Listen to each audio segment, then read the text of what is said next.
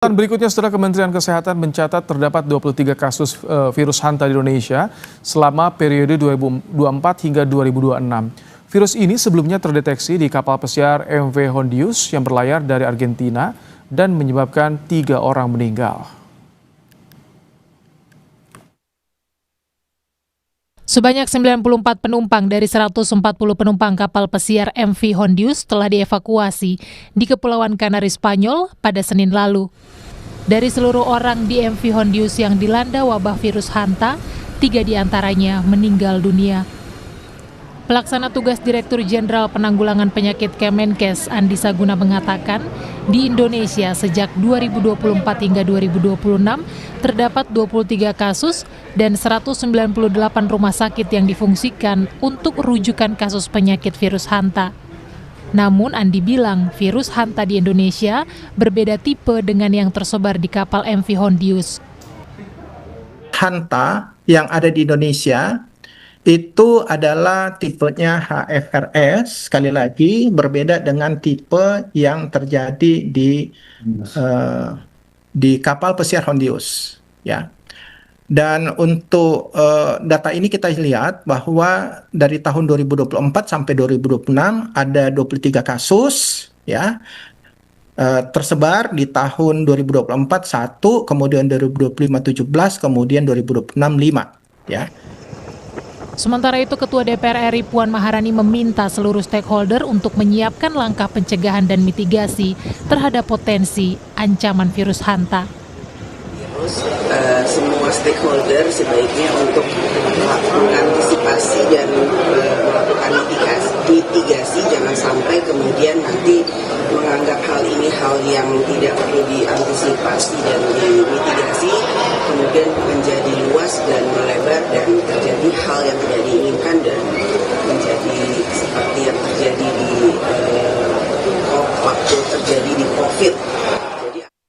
Kemenkes telah meminta pedoman penanganan dan deteksi dini dari WHO untuk mengantisipasi penyebaran virus Hanta di Indonesia. Tim Liputan, Kompas TV.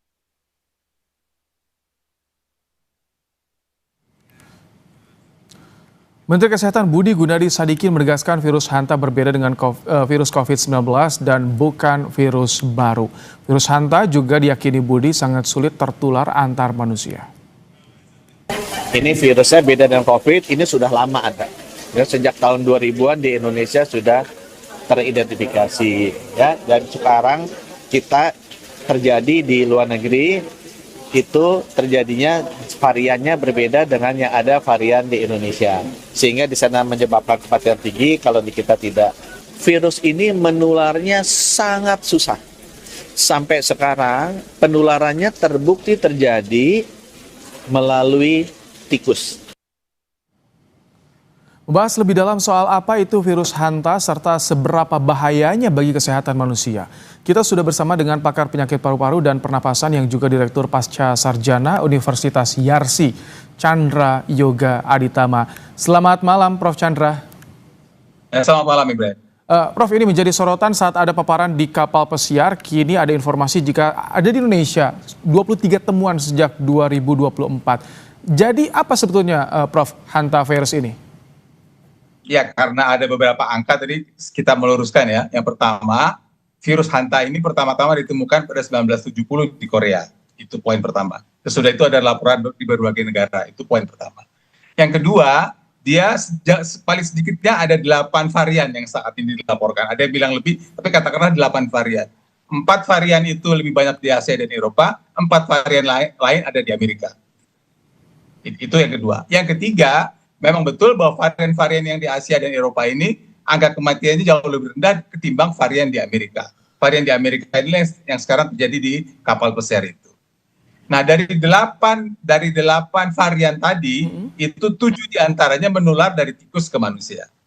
Sementara varian yang satu lagi yang namanya varian Andes yang terakhir, varian ke-8 ini memang menular dari manusia ke manusia. Bukan hanya itu sudah diketahui sejak beberapa waktu yang lalu, jadi terbukti pada kasus-kasus yang di kapal ini, saya kira laporan WHO 7 atau 8 atau 9 terbukti Hanta virusnya adalah varian Andes, varian yang menular dari manusia ke manusia. Tapi yang jenis varian yang lain, yang 7 lain, itu tidak menular dari manusia ke manusia, menularnya dari tikus. Termasuk yang di Indonesia, Prof. Yang di Indonesia tidak menular dari manusia ke manusia sejauh ini.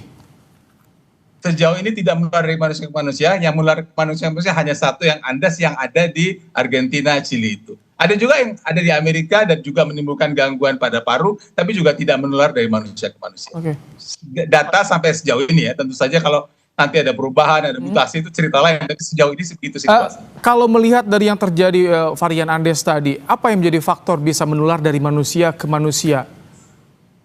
Jadi memang sebagaimana juga kita ketahui, virus itu punya spesifikasi sendiri-sendiri. Virus yang hanta yang varian Andes ini memang punya kemampuan untuk menularkan dari manusia ke manusia. Karena ada perubahan dari virusnya sendiri. Itu hal yang terjadi pada berbagai jenis virus. Jadi kita perlu tahu itu, dan memang varian Andes inilah yang menular dari manusia ke manusia, dan sebenarnya juga penularnya tidak mudah ya, tidak harus dengan kontak erat yang cukup lama yang kemudian menular dari manusia ke manusia. Sekali lagi, yang 7 lainnya tidak menular dari manusia ke manusia. Oke. Yang tadi yang varian Andes itu jika dibandingkan dengan COVID, cara penularannya itu sama, Prof? Kontak erat atau terpapar dengan bersin seperti itu, Prof?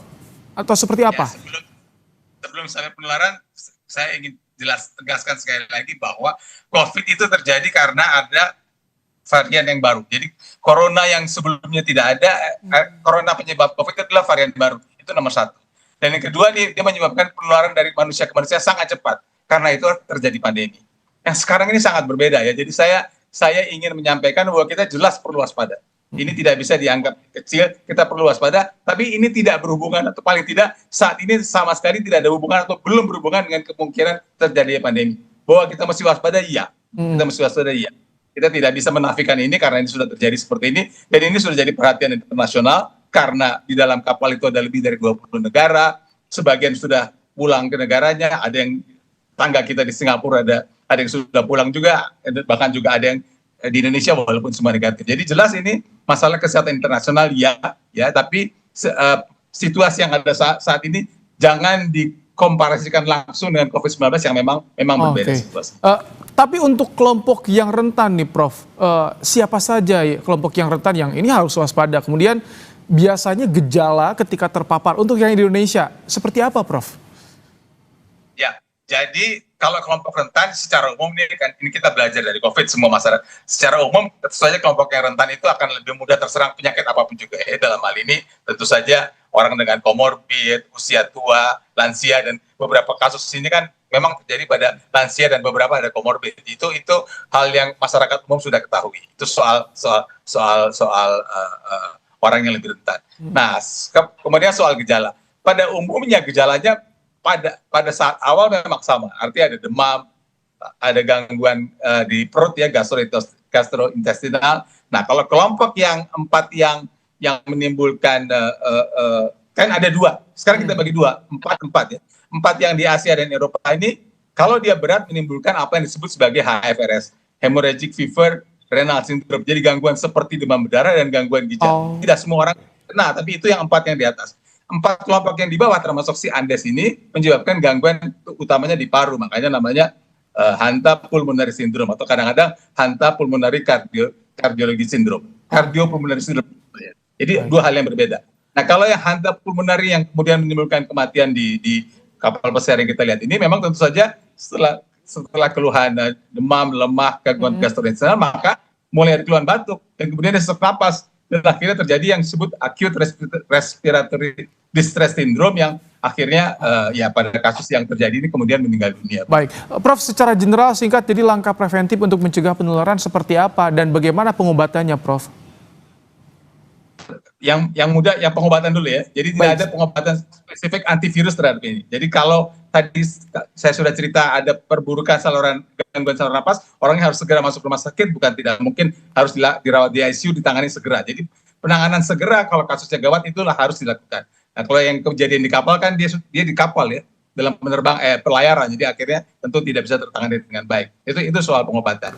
Nah, soal pencegahan, kita bagi 2 sebenarnya. Yang pertama memang soal tikus. Jadi penularan dari tikus itu jelas terjadi dan karena itu memang jangan ada kontak dengan tikus. Dan kan ada 2 cara lewat tikus ini. Satu lewat air kencingnya, fesesnya, bulu tikusnya. Jadi jangan pegang kalau ada mati dan sebagainya. Tetapi bukan tidak mungkin itu kemudian menjadi kotoran dari tikus itu ada di debu. Debunya kemudian berterbangan dan terhisap. Karena itu kalau satu anjuran WHO jangan menyedot debu dalam keadaan berterbangan seperti itu, karena bukan tidak mungkin bisa menimbulkan debu yang terhisap oleh saluran nafas. Tapi jaga kebersihan jelas itu hal yang penting. Prof, jadi artinya masyarakat tidak perlu khawatir berlebihan, namun tetap untuk waspada juga ya Prof ya?